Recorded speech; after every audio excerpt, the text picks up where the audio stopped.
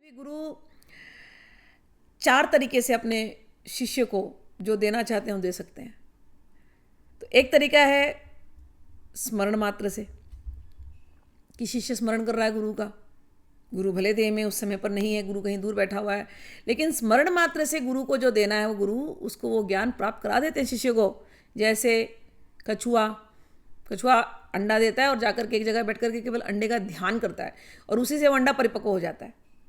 तो शिष्य भी ऐसे ही केवल गुरु के ध्यान मात्र से परिपक्व हो सकता है। एक तरीका और है दृष्टि से, देख देख करके। जैसे मछली अंडा देती है और फिर मछली की तो आंख हमेशा खुली रहती है ना, तो खुले आंखों से अपने अंडे को देखती रहती है। बस देखने मात्र से उसके अंदर शक्ति का संचार हो जाता है, उसके अंडे परिपक्व हो जाते हैं। तो ऐसे ही शिष्य वो केवल देख ले, गुरु शिष्य को अपने देख ले। गुरु के दृष्टि मात्र से शक्ति का संचार हो सकता है, ज्ञान का संचार हो सकता है।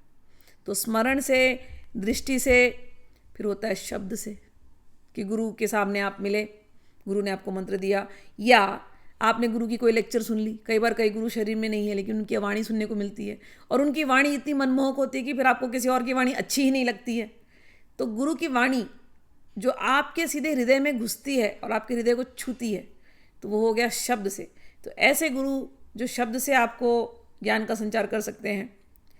फिर एक होता है स्पर्श से, कि आप गुरु को मिल पा रहे हैं सच में सामने से, और स्पर्श आपको गुरु का मिलता है, तो उससे भी गुरु आपके अंदर शक्ति का संचार कर सकते हैं।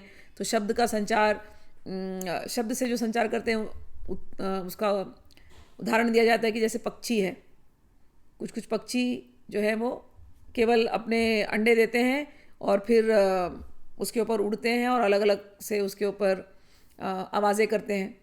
और भौरा एक होता है कीट, भृंगी, तो भृंगी भी ऐसे ही करता है। भृंगी क्या करता है, दूसरे के अंडों को लाता है और ऐसे बिल में भर देता है, और फिर वहाँ जाके केवल आवाज़ करता है गुन गुन गुन गुन गुन, और जब थोड़े दिन के बाद वो अंडे निकलते हैं ना, तो सब वो भृंगी का रंग लेकर के आ जाते हैं।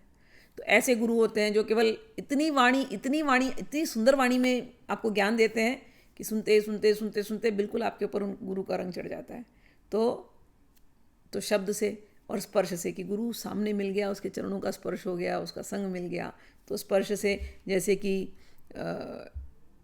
मोर अपने अंडे को स्पर्श करता है, उसके ऊपर बैठा रहता है और उसको परिपक्व कर देता है।